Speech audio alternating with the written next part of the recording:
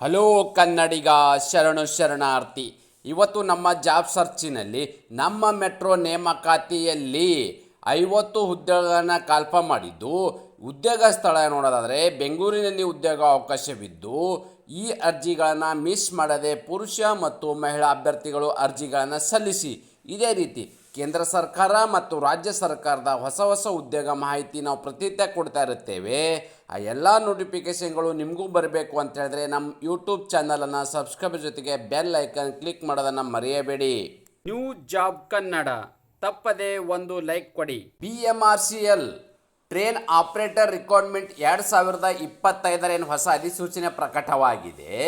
Bengaluru metro ರೈಲು ನಿಗಮ ನಿಯಮಿತ ಕಾರ್ಯಾಚರಣೆ ಮತ್ತು ನಿರ್ವಹಣೆ ವಿಭಾಗದಲ್ಲಿ ಅಗತ್ಯ ಇರುವ ಟ್ರೈನ್ ಆಪರೇಟರ್ ಹುದ್ದೆಗಳ ಭರ್ತಿಗೆ ಅರ್ಹ ಹಾಗೂ ಆಸಕ್ತ ಅಭ್ಯರ್ಥಿಗಳಿಂದ ಅರ್ಜಿಗಳನ್ನು ಆಹ್ವಾನಿಸಲಾಗಿದೆ.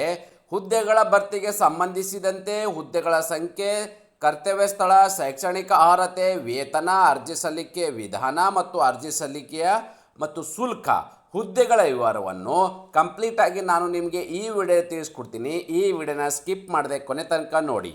ಯಾವೆಲ್ಲ ಹುದ್ದೆಗೆ ಕಾಲ್ಫರ್ಮ್ ಮಾಡಿದ್ದಾರೆ ಅಂತ ಹೇಳಿದ್ರೆ, ನಿಮಗೆ ಮೊದಲೇ ಹೇಳಿದ ಹಾಗೆ ಟ್ರೈನ್ ಆಪರೇಟರ್ ಇರ್ತಕ್ಕಂಥ ಹುದ್ದೆಗಳು, ಅಂದರೆ ನೀವು ಟ್ರೈನ್ ಚಾಲನೆ ಮಾಡ್ತಕ್ಕಂಥ ಒಂದು ಹುದ್ದೆಗಳಾಗಿದ್ದಾವೆ. ಹಾಗಾದರೆ ಕರ್ತವ್ಯ ಸ್ಥಳ ಅಂದರೆ ಆಯ್ಕೆ ಇರ್ತಕ್ಕಂಥ ಅಭ್ಯರ್ಥಿಗಳನ್ನು ಎಲ್ಲಿ ಹುದ್ದೆಗೆ ಲೊಕೇಶನ್ ಹಾಕ್ತಾರಪ್ಪ ಅಂತಂದರೆ, ಹುದ್ದೆಗೆ ಆಯ್ಕೆಯಾದ ಅಭ್ಯರ್ಥಿಗಳು ಬೆಂಗಳೂರಿನಲ್ಲೇ ಕಾರ್ಯವನ್ನು ನಿರ್ವಹಿಸಬೇಕಾಗತ್ತೆ. ಯಾಕಪ್ಪ ಅಂದರೆ ನಮ್ಮ ಮೆಟ್ರೋ ಇರ್ತಕ್ಕಂಥದ್ದು ಬೆಂಗಳೂರಿನಲ್ಲೇ.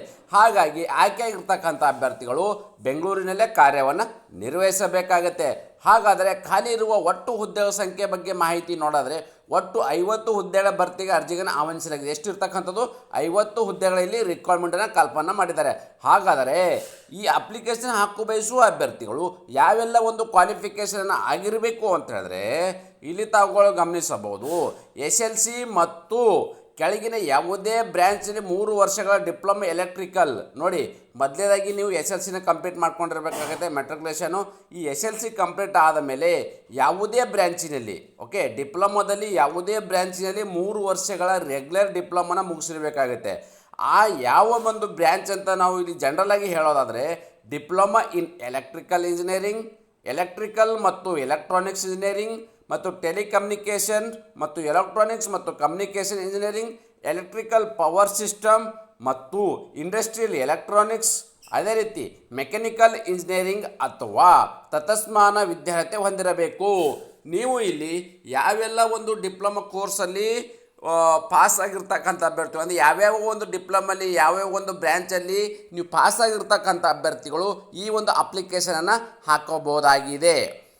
ವೇತನ ಶ್ರೇಣಿ, ಹಾಗಾದರೆ ಆಯ್ಕೆಯಾಗಿರ್ತಕ್ಕಂಥ ಅಭ್ಯರ್ಥಿಗಳಿಗೆ ಪ್ರತಿ ತಿಂಗಳು ಸಿಗ್ತಕ್ಕಂಥ ವೇತನ ಕೂಡ ನಾವು ಇಲ್ಲಿ ನೋಡಿದ್ರೆ, ಆಯ್ಕೆಯಾದ ಅಭ್ಯರ್ಥಿಗಳಿಗೆ ಮಾಸಿಕ ರೂಪಾಯಿ 35,000ದಿಂದ 82,660 ರೂಪಾಯಿ ಶ್ರೇಣಿಯಲ್ಲಿ ವೇತನ ನೀಡಲಾಗುವುದು.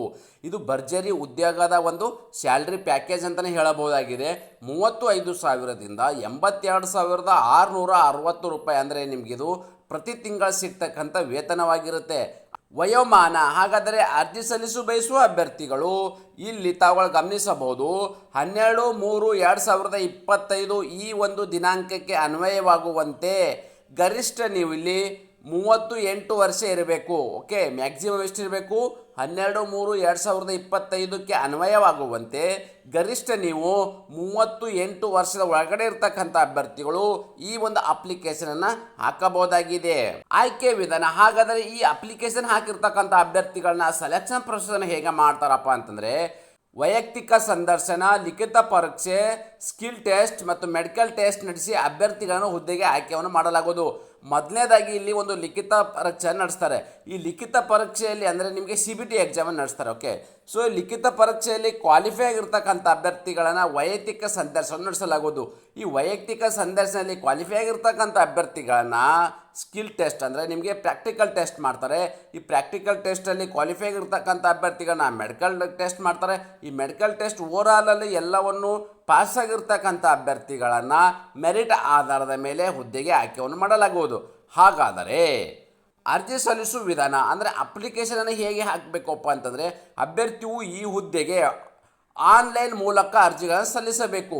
ಅಂದರೆ ನೀವು ಈ ಒಂದು ಆನ್ಲೈನ್ ಮೂಲಕ ಏನು ಅರ್ಜಿ ಸಲ್ಲಿಸಬೇಕು, ಈ ಅಭ್ಯರ್ಥಿಗಳಿಗೆ ನನ್ನ ಯೂಟ್ಯೂಬ್ ಮತ್ತು ಡಿಸ್ಕ್ರಿಪ್ಷನ್ ಬಾಕ್ಸಲ್ಲಿ ಒಂದು ಲಿಂಕನ್ನು ಕೊಟ್ಟಿರ್ತೀನಿ ಮತ್ತು ನನ್ನ ಟೆಲಿಗ್ರಾಮಿಗೆ ಜಾಯ್ನ್ ಆಗಿ ಅಲ್ಲಿ ಕೂಡ ಒಂದು ಲಿಂಕನ್ನು ಕೊಟ್ಟಿರ್ತೀನಿ.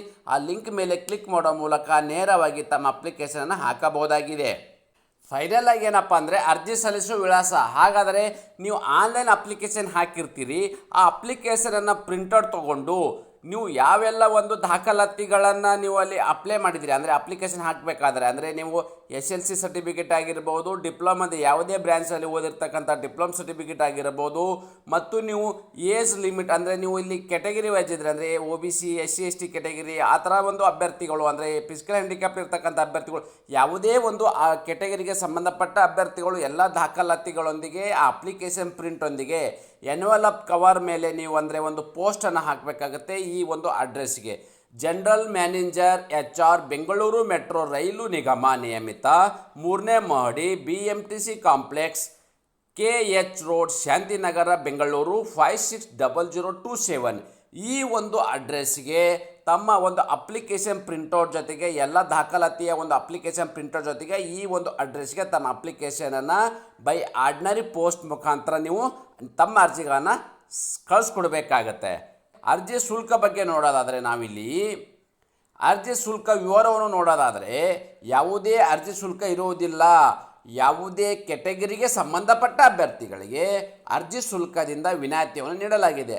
ಹಾಗಾದರೆ ಅರ್ಜಿ ಸಲ್ಲಿಸಲು ನಿಗದಿಪಡಿಸಿದ ದಿನಾಂಕಗಳ ಬಗ್ಗೆ ವಿವರವನ್ನು ನೋಡೋದಾದರೆ ಅರ್ಜಿ ಸಲ್ಲಿಸಲು ಪ್ರಾರಂಭ ದಿನಾಂಕ ಮಾರ್ಚ್ 12, 2025 ಪ್ರಾರಂಭವಾಗಿದ್ದು, ಅರ್ಜಿ ಸಲ್ಲಿಸಲು ಕೊನೆಯ ದಿನಾಂಕ ನೋಡೋದಾದರೆ 4 ಏಪ್ರಿಲ್ 2025 ಇಷ್ಟು ಒಳಗಡೆ ತಮ್ಮ ಅರ್ಜಿಗಳನ್ನು ಸಲ್ಲಿಸಬೇಕು. ಭರ್ತಿ ಮಾಡಿದ ಅರ್ಜಿಯನ್ನು ಕಚೇರಿಗೆ ಸಲ್ಲಿಸಲು ಕೊನೆಯ ದಿನಾಂಕ 9 ಏಪ್ರಿಲ್ 2025 ಇಷ್ಟು ಒಳಗಡೆ ತಮ್ಮ ಅರ್ಜಿಗಳನ್ನ ಅಲ್ಲಿಗೆ ರೀಚ್ ಆಗಬೇಕಾಗತ್ತೆ.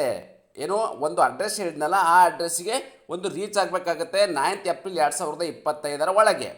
ನ್ಯೂ ಜಾಬ್ ಕನ್ನಡ ತಪ್ಪದೆ ಒಂದು ಲೈಕ್ ಕೊಡಿ.